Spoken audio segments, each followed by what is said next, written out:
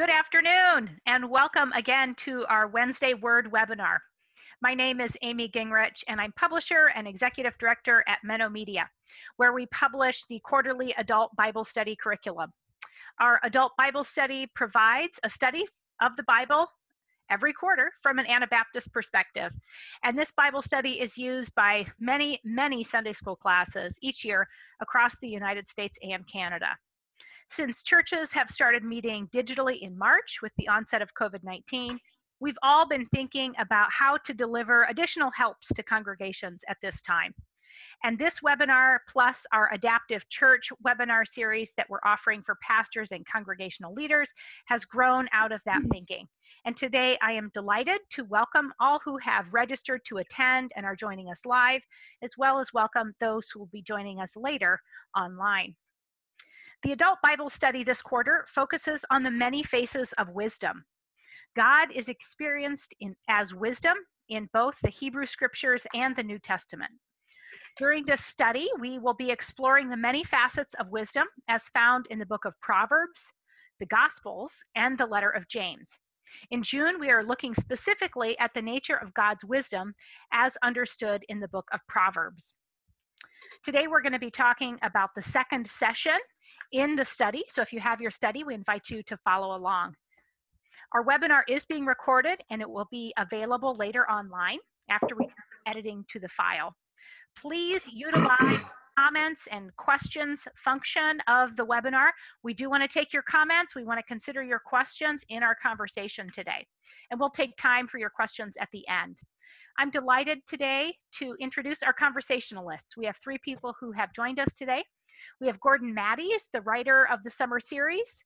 We have Susan Janzen, and we have Byron Pellecer. Now, before we turn it over to Gordon to begin the discussion, I would like each of the conversationalists to go ahead and introduce yourselves. Yes, thanks, Amy. My name is Gordon Matties. I live in Winnipeg, Manitoba, Canada. I've been teaching at Canadian Mennonite University for the last some years, since 1984. I've recently retired. I am hoping to get out on my kayak on a lake nearby on Friday. Susan. Okay, I'm Susan Janzen. I am coming to you from my office in Kelowna, Iowa, where I am a conference minister for Central Plains Mennonite Conference.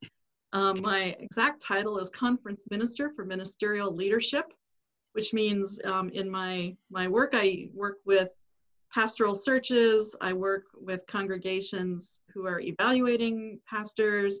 I sort of serve as the pastor to the pastors is another way I think of my job. So I come to this job, I'm still in my first year, from 20 years as a congregational pastor. And before that, as a writer and editor, I actually wrote 2 units of Adult Bible Study Guide decades ago, and still keep my fingers in it by helping out one of our sister denominations with editing some of their materials that are a counterpart to Adult Bible Study Guide. So I'm delighted to be with you again today. And hello, my name is Byron Pellecer. I am located right now in Harrisonburg in Virginia. A little disclaimer, if you hear any accent or any syntaxes that go a little bit different, don't worry about that. Just think about a Pentecost experience, and that will suffice.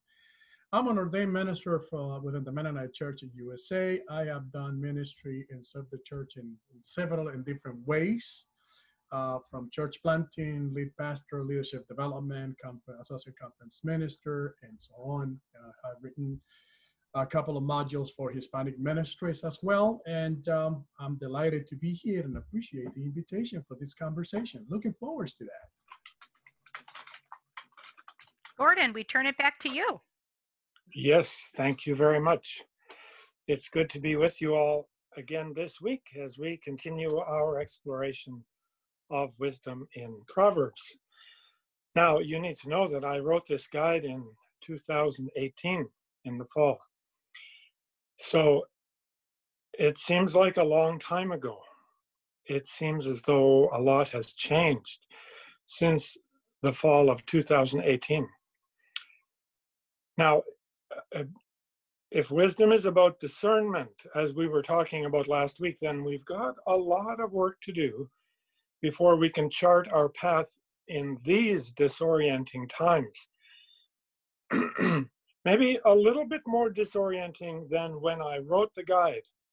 And I'm sure that I would have written different things if I had been writing today. So that's why I'm looking forward to this conversation, because we can explore some of those different things as we talk together. Now, last week I suggested that wisdom is about discerning appropriate action and speech in the face of the complexities of life. Wisdom, someone has said, is the art of steering, of negotiating our way through the complexities and dangers that we face so that all may flourish. Today, I would like to add to that, based on both Proverbs 1 and Proverbs 2, our text for today, that wisdom's goal is the formation of character, or the shaping of a life oriented toward what we see in Proverbs 2, verse 9, righteousness, justice, equity, and every good path. That's a summary that we've already encountered in chapter 1, verse 3. Now, our study guide offers reflections on the first 11 verses of chapter 2. Now, I wish we had extended that text up to verse 15, and I'm going to explain why in a few minutes. Again, it will be helpful to have a Bible open at Proverbs 2 if you're following along. I'm hoping that we can discuss some of the key themes and concerns raised by the chapter. I'm going to highlight those as we walk through the text together. I'm especially interested in the question, what might it mean to orient our hearts toward wisdom in the particular contexts where we live now? So let's dive in for a few minutes, again, following the sections of our text as outlined in the guide. So first to verses 1 to 5. The first two verses highlight the parent-child relationship, which in the ancient world was a way of speaking also about the teacher-student relationship. The speaker, either a parent or a teacher, wants to motivate the young person to pay attention. Notice how verse 2 focuses on the ear and the heart. And then verse 3 invites a crying out and a raising of the voice. What does the parent or the teacher hope for?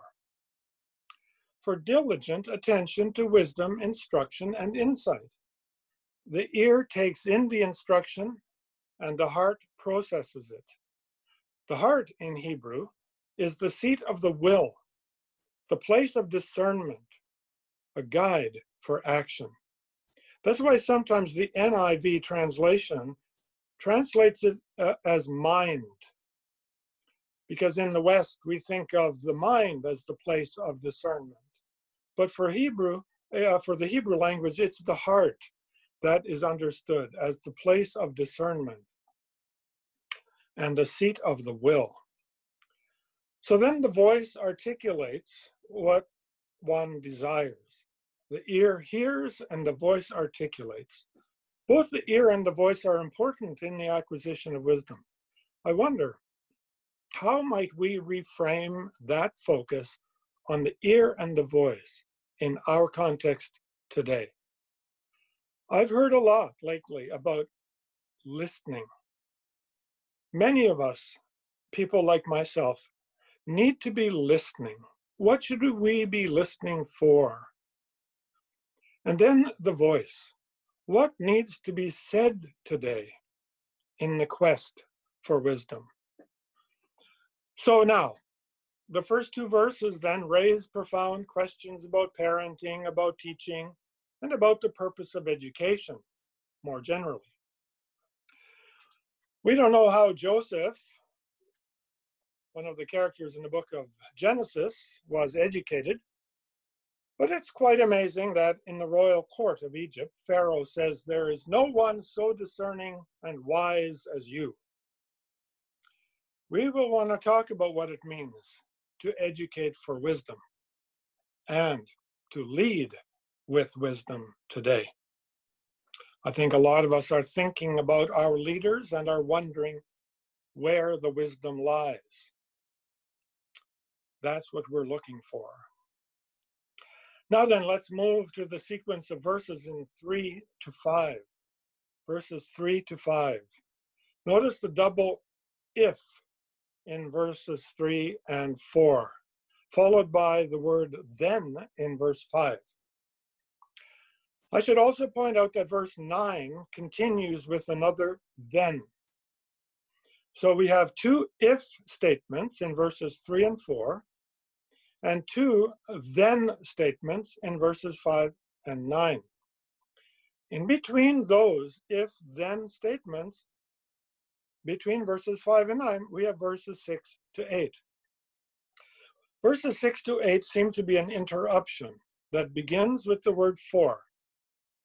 And then again in verse 10, we have another for. Okay, so I mean, this is a little bit complex. Do you see what I'm talking about? The sequence goes like this: if, then, for, and then, for. We'll come back to that. So now back to verses 4 and 5. Verse 4 introduces new verbs: the verb to seek or to look for, and the verb to search. The parent or teacher here invites the young person to engage in a quest for a treasure. So after the cry for help in verse 3, verse 4 presents a metaphor that we could say somehow means deep inner motivation. The quest for a treasure is like the quest or the source of deep inner motivation. Verse 5 then offers us a paradox. One would expect the quest to result in finding wisdom and understanding, but the actual outcome of the quest is unexpected. Oddly, these verses don't actually say seek God. They say seek wisdom, verses 3 and 4. Reverential awe, which I understand to be what fear of the Lord means, reverential awe and knowledge of God is the first discovery of the quest. So the quest isn't seek God, but seek wisdom. And the first thing you're going to find is knowledge of God. But let me add something to that. It's quite possible to read verse 5 slightly differently, and I think in a way that resonates with verse 6. In verse 5, the words of the Lord and of God can be understood as belonging to the Lord or having their source in God. So the reverential awe or fear of verse 5a has its source in God, and the knowledge one finds comes from God. So it's not necessarily the knowledge about God that the seeker finds, but it's knowledge that has its ultimate source in God. It's God's to give. In other words, wisdom is God's to give in the quest for wisdom and knowledge. And that's exactly what verse 8 goes on to say. Now, as I mentioned, verses 6 to 8 are an interlude, as though explaining verse 5. The word for at the beginning of verse 6, for the Lord is the source of wisdom, knowledge, and understanding. So God's interests here are revealed. God desires people characterized by, and then we see 4 words: upright, blameless, think of Job, justice, and faithful. Those are the kind of people that God desires. People who are upright, blameless, exercise justice, and are faithful. Now here's the paradox. Wisdom, knowledge, and understanding cannot be acquired. There isn't, let me put it differently, there isn't a linear relationship between seeking and finding. The if-then relationship isn't automatic. And I think that is the thrust of the paradox here. Wisdom is not a search followed by a discovery, even though verses 3 through 4 imply that that's the point. What we find here rather is, and here's the paradox, it's a search, a quest, followed by not a discovery, but a gift. That's the point. The quest for wisdom is followed by a gift of wisdom, not a finding of wisdom. It may be a fine point, but I think it's important. Wisdom is a gift that must be received in the context of a quest. And that quest must be rooted in an orientation toward attentive listening and crying out, verses 2 and 3. In other words, the desires of the heart must be oriented appropriately. So then, verses 9 to 11 take us to the final then of our passage. Remember the if-then-for structure of verses 3 to 6. So here we have again, as in chapter 1, verse 3, the ultimate goal of the quest for wisdom: righteousness, justice, equity, and every good path. The NIV has the word fairness, I think, instead of equity. Equity is you may have seen the picture of several children standing at a fence, looking over the fence at a ball game. The children, one is tall and one is short, but the platform on which they're standing are the same height. The platform allows the tall child to see over, but the short child can't see over. Equity means that the tall child has a platform this high and the short child has a platform this high, so that the short child can see over just as the tall child can see. Equity is a kind of fairness that leads both to have the same outcome, the short child and the tall child. So, back to our text, verse 9. This is the moral foundation of wisdom. Righteousness, justice, and equity, and every good path are about life in public. This is not about private life. This is not about my personal relationship with God. Righteousness, justice, equity, and every good path are about life in the world, which is why Joseph, the model wise man in Genesis, knows how to speak and act appropriately in the rough and tumble of public life. Now, we know more than ever these days that our lives are lived in public. In a few minutes, let's talk about what these words might mean in our time, where everybody's words and actions can be broadcast, videoed, broadcast, so that all can see.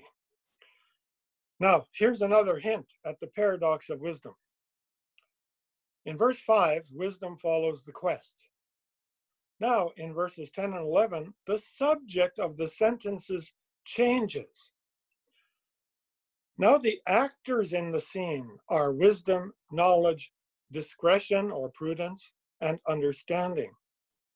These key words in verses 10 and 11 are not passive. They are active.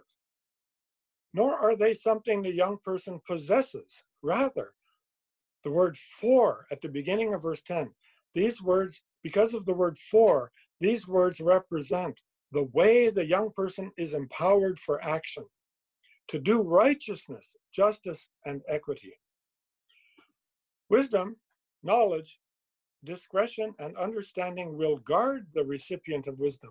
Notice the word gift, recipient of wisdom, along the good path of life. So what are we dealing with here? The goal of the quest is not wisdom itself or knowledge itself, but a particular kind of life, which is a character formed by wisdom and knowledge that comes from God. What characterizes this kind of life? Again, righteousness, justice, equity, and goodness. Now back to the beginning, verse 2. The primary call is to incline your heart to understanding. And the paradox of verse 10, wisdom enters the heart, the seat of discernment, and knowledge delights. Then in verse 11, we read that understanding will guard you. And that takes us directly into verses 12 to 15. Guard you from what? Verse 12 makes it clear. I will mention here only two things from verse 12. It, that is wisdom and knowledge, will save you from the way of evil, and it will prevent you from falling in with the wrong people. Seems to me that we do well to ask today, from what will wisdom save us? And how will it prevent us from aligning ourselves with the worst impulses evident in public life today? Those, as I see it, are the burning questions of our time, of today. Those are the questions I would ask if I were rewriting the study guide section today, called Living God's Story and Vision, on pages 12 to 13. I'm going to stop there and see if we can carry the conversation now further.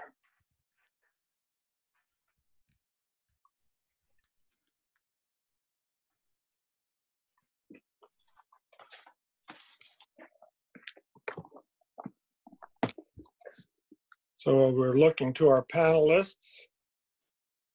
Byron. I think Susan's trying to unmute here. There she goes.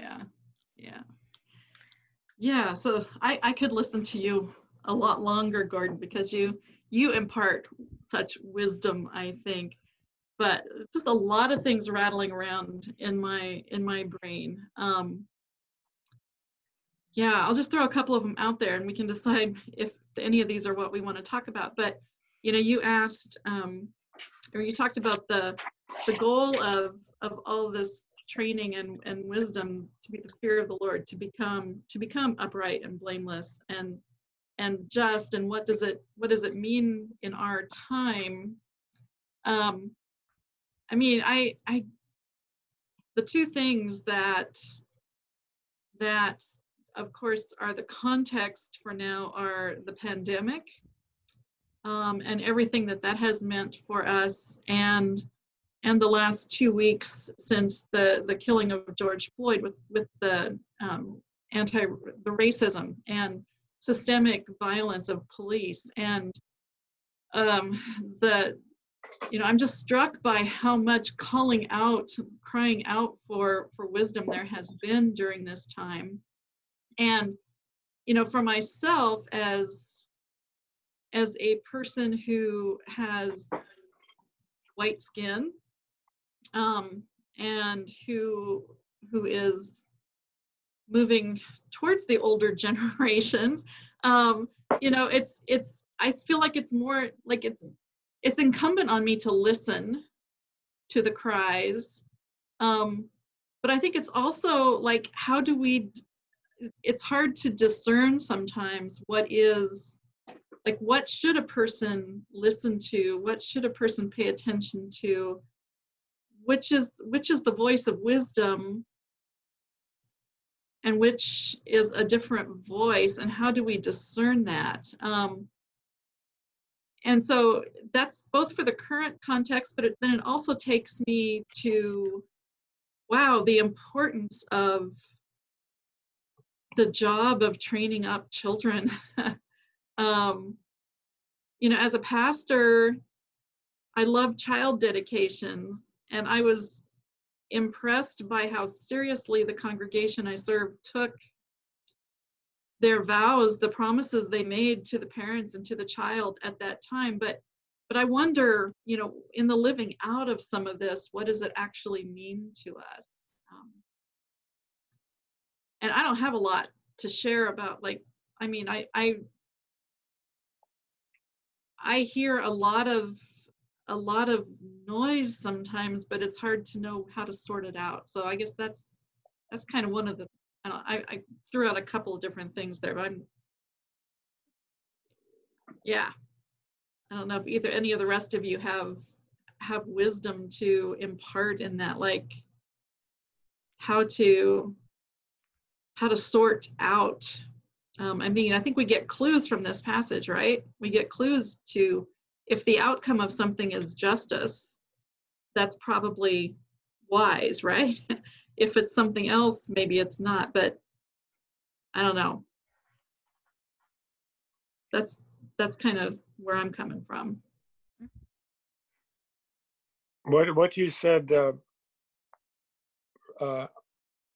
made me think about the importance of community, of discernment, which we all often talk about. And in this time of COVID-19, it's becoming pretty challenging to create authentic community. We do church by Zoom in my congregation, and I see, over 100 screens active. We have a sharing time in which anybody can say anything about what's going on. And that's all fine and dandy, but you're not standing around the foyer over a cup of coffee chatting about some of these things. You're not meeting in homes, wrestling with some of the big questions. Lots of us are alone. And certainly we're beginning to move out into smaller groups, but it seems to me that one of the recurring themes of Proverbs 1 and 2 is more like a warning not to associate with the people that will lead you down the path of evil. We see that clearly in both chapters, which suggests to me, and it's implied, that, well, if you're not going to hang out with people who lead you down the path of evil and violence, then you sure better hang out with people who do the opposite, right? Who lead you in the path of righteousness and justice. So having communities of righteousness and justice is important. Like the psalmist in Psalm 1 said, happy are those who do not follow the advice of the wicked, or take the path that sinners tread, or sit in the seat of scoffers. Like, it's basically the same idea.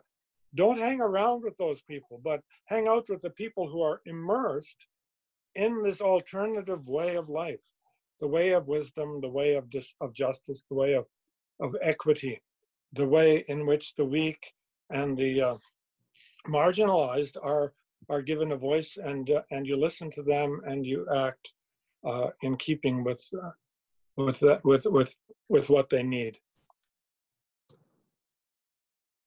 So yeah. community. And if I may, for me, it's kind of like three words kind of resonate a little bit with this. One of the questions that I'm asking nowadays, and you just mentioned that also, I made some notes. Globally, we got the pandemic, but also locally, not only the pandemic, but also the violence that emerged out of that. But to me also, without justifying either or one way or the other, it's to pay attention. What are we doing? What's going on with these voices? So to me is, what is it that I'm learning, or what I learned, what I need to relearn, and what I need to actually relearn, if you will. So it's kind of the alignment as well. What do I need to align with nowadays? What things have I learned that actually are not working anymore? What things still I need to learn, whether it's communal or individual, and what are the things I need to relearn right now? Because certainly context does matter, and perspectives and justices. It depends where that come from. For a person like me, I don't like to use that word, and I said it's okay, but it's not okay. At the bottom of the chain, right here, the food chain of discrimination and racism from everybody. So not to internalize and be a victim of that, but rather to become a voice. So this knowledge and this wisdom, I wonder, how does that look like when it's not only applies to your mind or the heart from the Hebrew text or the Western approach, and how does that look like when it's in action? So what wisdom look like when I put my body on that? And what is the community I am in closer to people that look like me, or should I go with less of a multicultural approach and more into the intercultural approach? So what do you have in your culture that can complete my culture, wishing and praying that you will ask the same questions and will act the same way? On the other hand, I find peace and of mind when I see God intervening, but at the same time asking me to be part of this. So I see the divine and the human overlapping, intertwining, and this action that how wisdom will look like. And you, Gordon, said that something that really stayed with me. As we see, the quest is seeking for something, but at the end, it's a gift. So I wonder how that gift of life, how that gift of wisdom look like right now, that knowledge, how that translates today for me. I don't have that answer, but I think I'm happy and content with entertaining this kind of questions and wrestling with those. That reminds me, this study guide is pretty limited. We're dealing only with chapters 1, 2, 8, and 9. But if you read other chapters within these first 9 chapters, you get some of this sense that Byron is talking about. For example, in chapter 3, there's very famous lines in chapter 3, verses 5 and 6. Trust in the Lord with all your heart and do not rely on your own insight. So I think there's a sense in which even chapter 2, which I didn't touch on, there's a need for profound humility. This is what I get from what you're saying.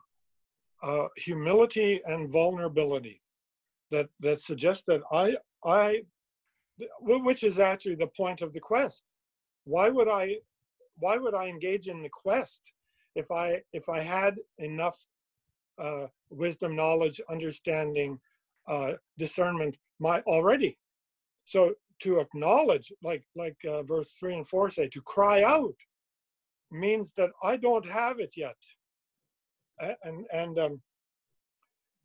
This doesn't apply only to the young, and I didn't highlight this enough last week, that when we see in chapter 1, verse 5, let the wise also hear and gain in learning. So even if you think you might be wise, guess what? There's still more that you don't understand. There's still more that you have to unlearn, as Byron is saying. I like what you said. What have I learned so far that I have to unlearn? And in my context, I tell you, it's for us, it's about how we understand and relate to what's going on in the Indigenous community.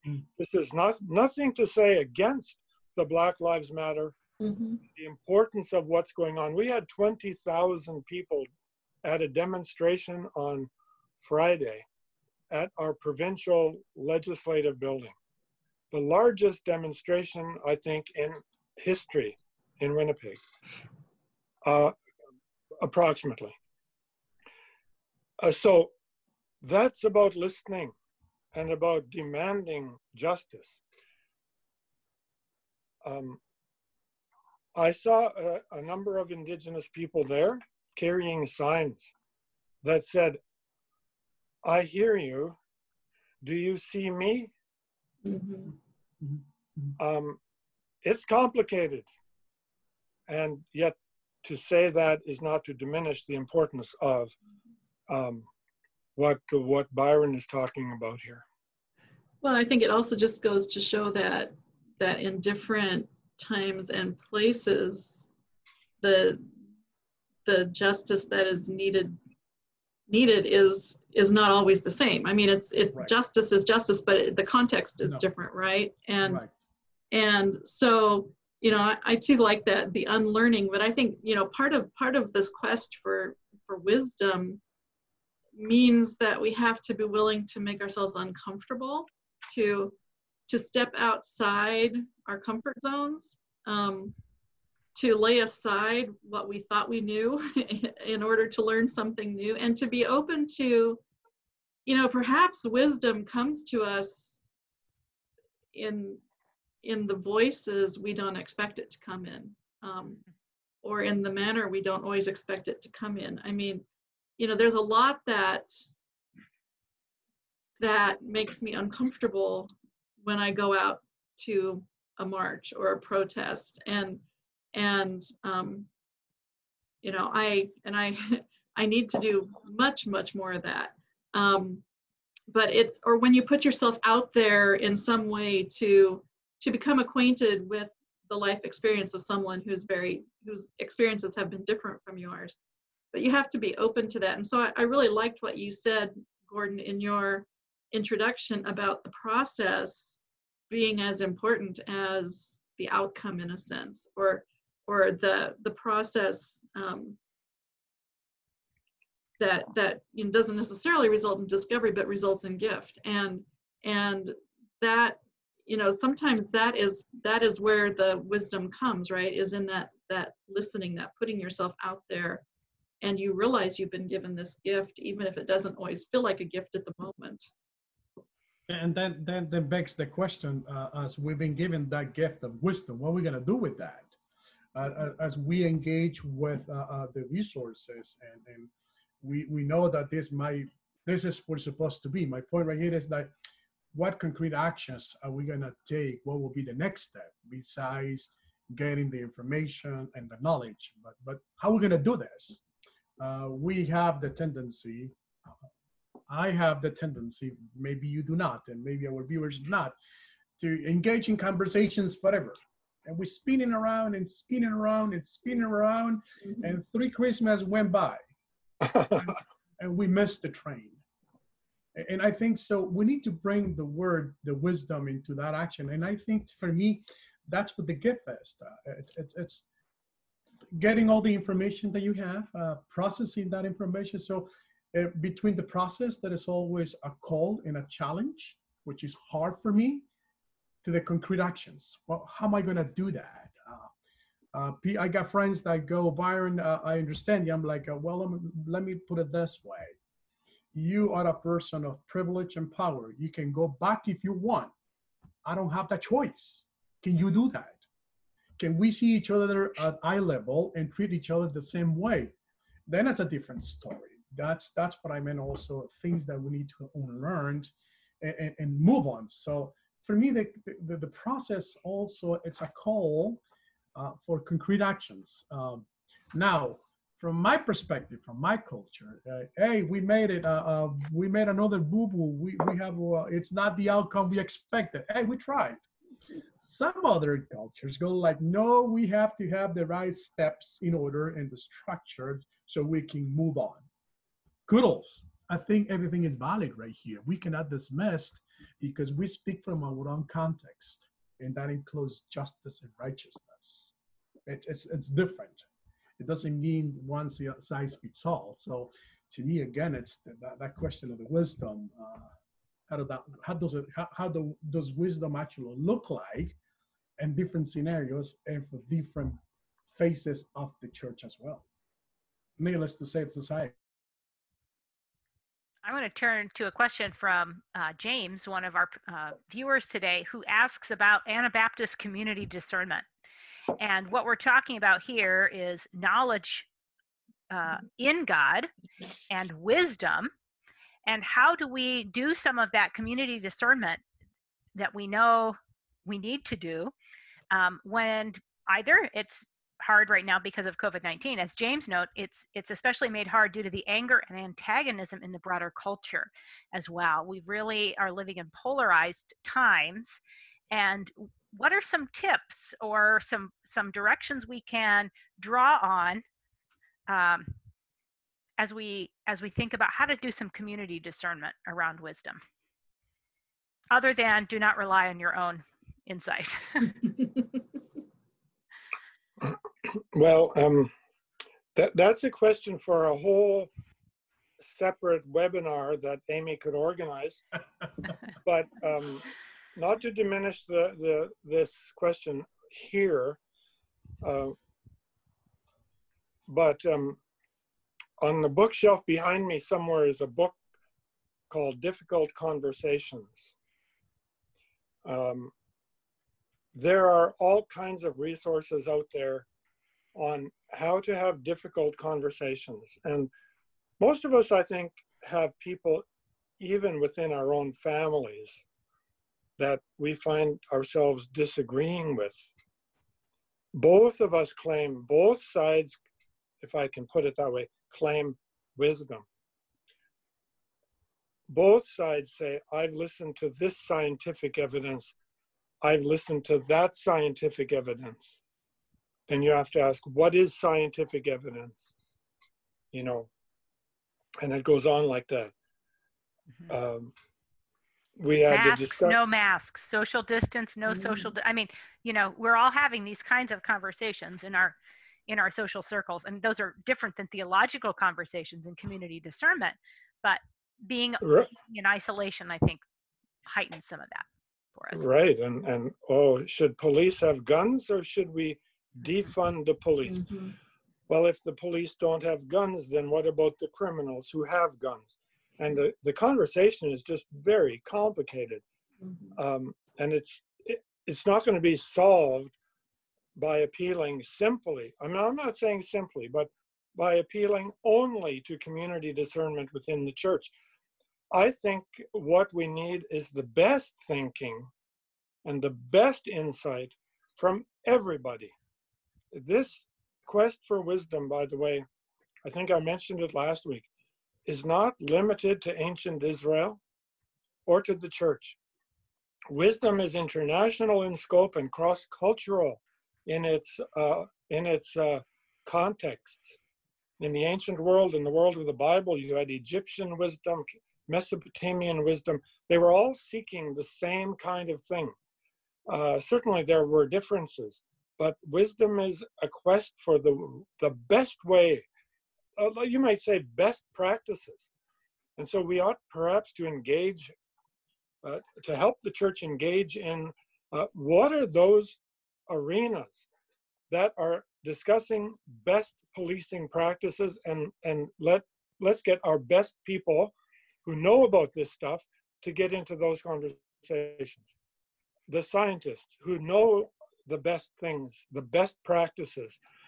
Certainly we will have discussions, because science is all about learning on the shoulders of the past. And the thing with today is the past was yesterday, not 10 years ago. That's why we're having these difficult conversations about, I think this, you think that, because the best wisdom has been changing so quickly because we are learning so quickly. When I say we, I mean the scientific community. We don't know what the outcome will be, but we have to be patient and we have to be gentle and generous. And those are characteristics that I think are lacking nowadays. People are, and here when I say people, I don't mean anybody in particular. People are jumping to conclusions and are castigating the others for thinking differently or for not consulting the best or the truest or whatever. I have a Facebook friend who thinks that we shouldn't align ourselves with certain movements today because they don't correspond 100% to the Christian vision. But you know, this is a question: how do we participate with movements, with cultural trends, with the call for justice, for Black Lives Matter, for etc. How can we discern appropriate boundaries? What are the things that we can affirm? What are the things we can't? But just because we can't affirm everything, does that mean we shouldn't say yes? I agree with the question. It's really important. I think the question, if I may, it's important also. And I want to start with a couple of things. One will be the words of the Jeremiah, the prophet, comes to my mind. And I think we as an Baptist community, first, we don't have all the rights for peace, for shalom. There are other groups that are doing good jobs, better than ours perhaps. If we claim to be humble, I think we need to be humble for real and acknowledge and take in what other Christian groups are doing that are good or not, or other organizations perhaps. But Jeremiah says, the Lord says to Jeremiah, seek the well-being of the community you're going to. I think the church needs to engage with that.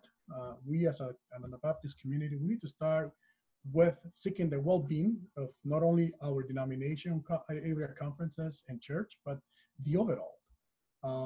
And then I asked my question, in order to do that, how the agenda looks like as I propose to do discernment process. And so I need to be as honest as I can and acknowledge that I do have perhaps some interest, and so are other fellow members of my congregation. But then my question also is, am I abiding, or am I holding, or am I looking forward? I'm looking for the Lord's agenda, so the agenda of the kingdom of God. And within the agenda of the kingdom of God, oh gosh, yeah, that's something that we can speak for days.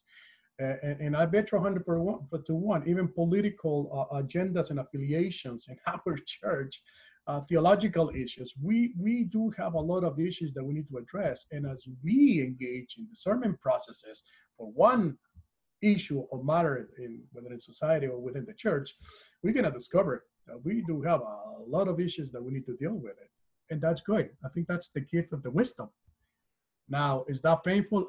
For me, it's extremely painful. Worthwhile? Oh, I bet you are. Life-giving? I think it is. Painful? No doubt. Shameful? No doubt. Am I willing to do that? That I don't know. Am I willing to let go? I don't know. That I don't know. Let other people that look different skin colors do it. Maybe, maybe not. But still, I think it begins with me, a personal level, then inviting my community to entertain this. How does that look like? Seeking the well-being of my community. How does that look like?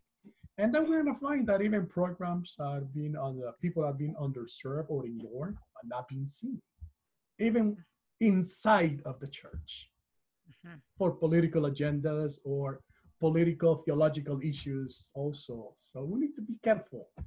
What are we wishing for anyway? Right. Thank you, Byron. I'm going to try and draw our discussion here today to a close. I think that's a great place for us to stop as we think about how to orient our hearts toward wisdom and that gift and that challenge, accepting and letting go as we try and live into the challenge of wisdom and how to continually orient our hearts toward it. Thank you so much, Gordon and Susan and Byron, for your insights and conversation here today. I really appreciate you giving your time and insights to this webinar today, and I'm certain that we are all leaving with a deeper understanding of what it means to dwell and search for wisdom. I also want to thank everyone who has joined us today on the screen for this webinar. Again, we have recorded it, so we'll post the link later on our Menno Media Facebook page and our Twitter feed, so watch for it there. And please join us again next week for Wednesday Word and our continuing study of wisdom. We'll be back here in Proverbs again next week. So watch for the link to be emailed to you for those of you who signed up, or those of you watching it online on the Menno Media Facebook page. Just click on that so that you can find a link to sign up.